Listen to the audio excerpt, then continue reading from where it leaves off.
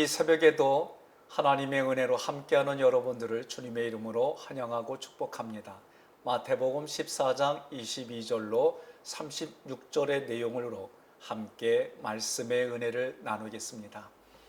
여기서 내용은 예수님께서 바다 위를 걸어오셔서 풍랑을 잠잠케 하신 이적입니다.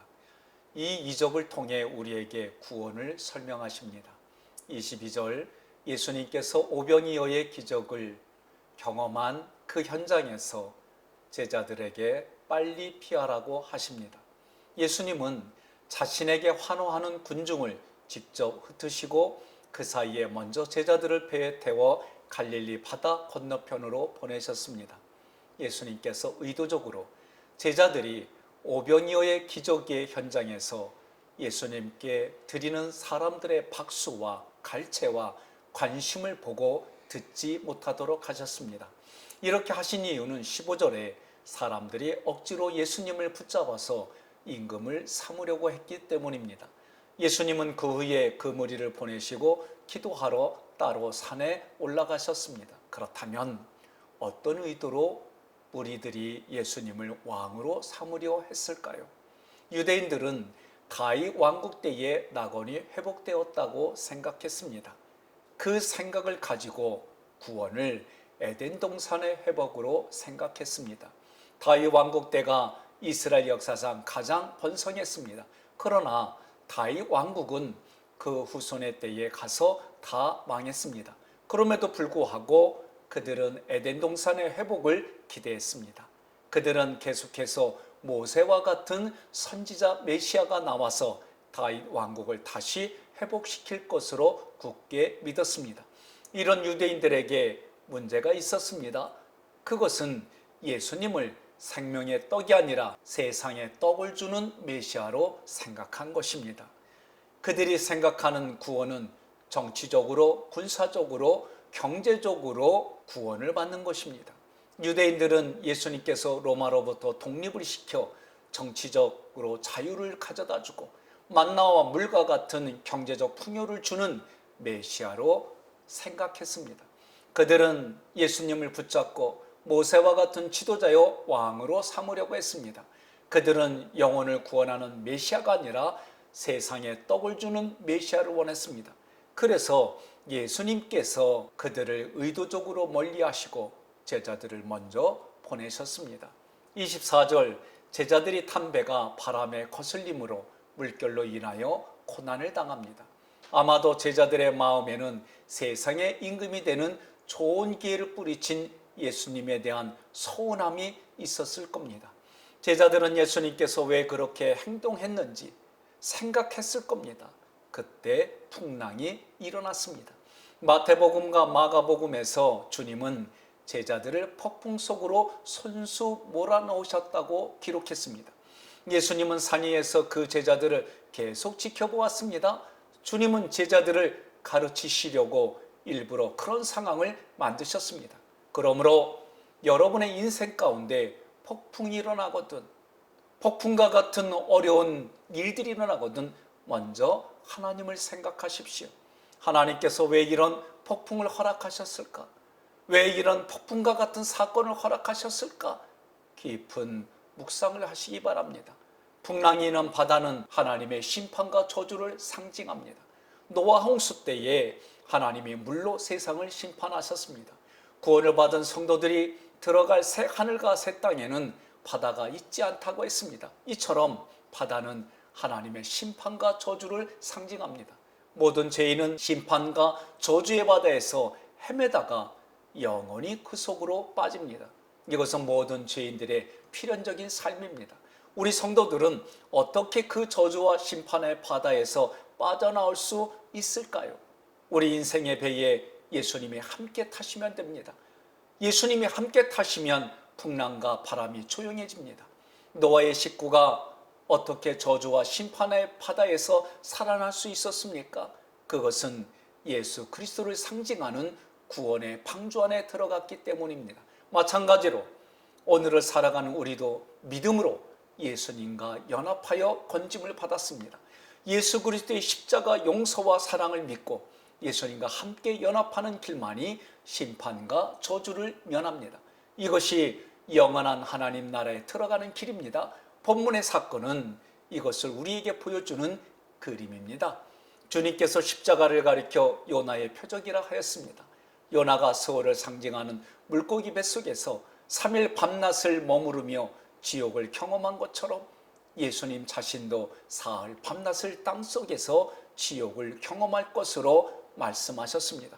요나가 풍랑 속에 던져진 것은 예수님의 십자가 사건을 예표합니다. 다시스로 가던 배가 폭풍을 만나 그 배에 타고 있던 사람들이 모두 죽을 현장입니다. 그때 요나가 자신을 바다에 던지라고 말합니다. 선원들이 요나를 바다에 던지자 바다가 이내 잔잔해졌습니다. 요나가 바다에 빠짐으로 다른 사람들이 바다에서 살아났습니다. 이것이 바로 요나의 표적이고 이것이 바로 주님께서 말씀하신 십자가입니다. 예수님이 십자가를 지심으로 내가 빠져 죽어야 할 풍랑 속에 그분이 빠져 죽으셨습니다. 우리를 위해 대신 저주와 심판의 바다에 빠지신 주님만이 내게는 살 길입니다. 주님께서 말씀하십니다. 내가 곧 길이요 진리요 생명이라고 말씀하셨습니다. 하나님께서 여러분을 지금 막다른 길로 미는 것처럼 느끼십니까? 그렇다면 이것은 오직 유일한 예수의 길을 찾아 올라오라는 하나님의 또 다른 사랑의 표현이고 방법입니다. 주님께서 나를 막다른 길로 인도하실 때 순종할 수 있는 지혜를 달라고 기도하시기를 바랍니다. 그래야 우리는 다른 길로 접어들지 않고 예수님의 길을 올곧게 따라갈 수 있습니다. 인생의 풍랑을 주시는 이유도 이와 똑같습니다. 성도는 풍랑이 있는 바다와 같은 세상에서 그 세상의 무리를 걸으시는 예수님만을 붙들어야 합니다. 풍랑 속에서도 우리를 도우시는 주님만을 의지하십시오. 예수님만이 우리가 심판과 저주의 바다에서 구원을 받을 수 있는 유일한 길입니다. 이것을 알고 믿는 삶이 믿음이고 이런 믿음을 위해 우리에게 풍랑을 허락하셨습니다. 무리를 걷고자 했던 베드로가 물에 빠집니다. 주님께서 내니 두려워 말라.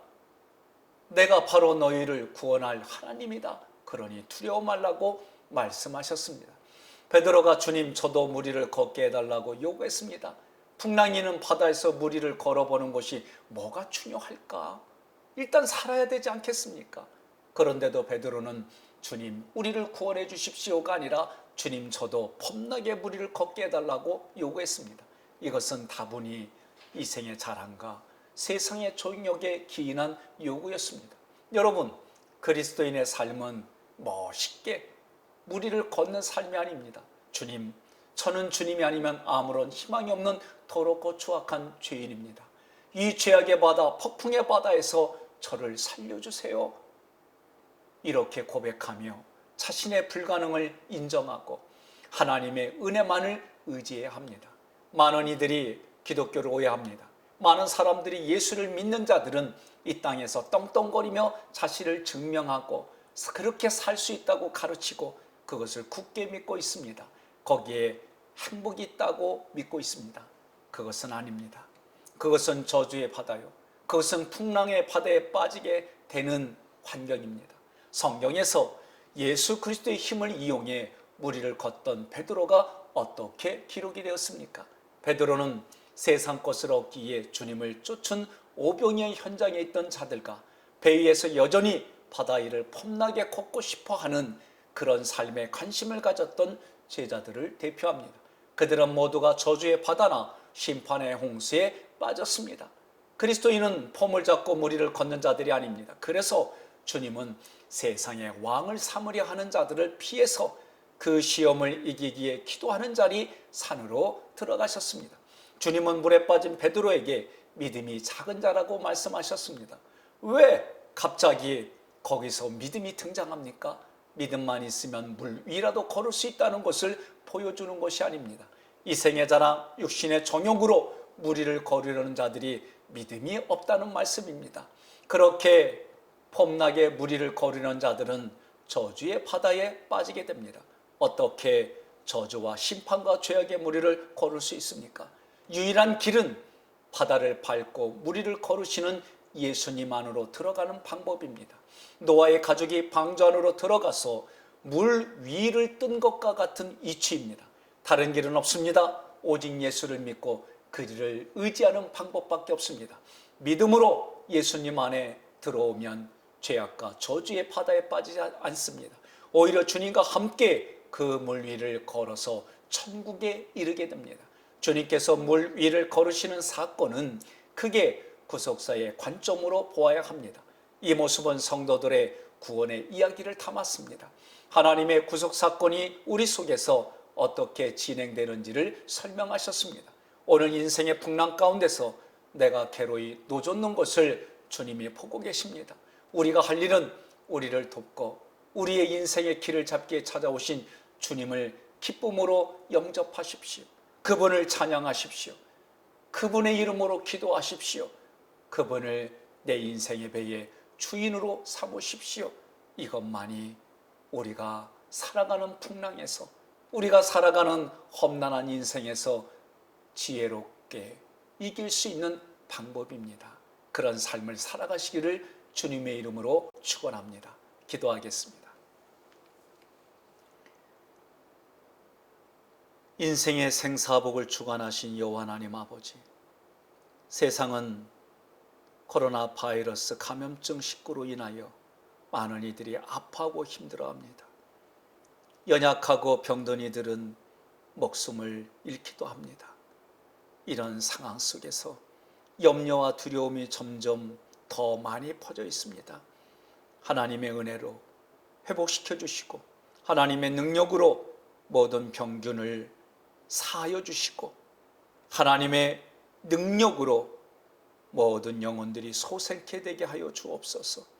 이 일을 위해 저희를 불러주셨사오니 오늘 하루도 믿음으로 이기며 오늘 하루도 주님의 은혜로 시작하여 하나님의 나라가 확장되고 뜻이 성취되어지는 우리 모두가 되게 하여 주시옵소서. 내 믿음대로 될지어다. 내가 믿은 대로 될지어다.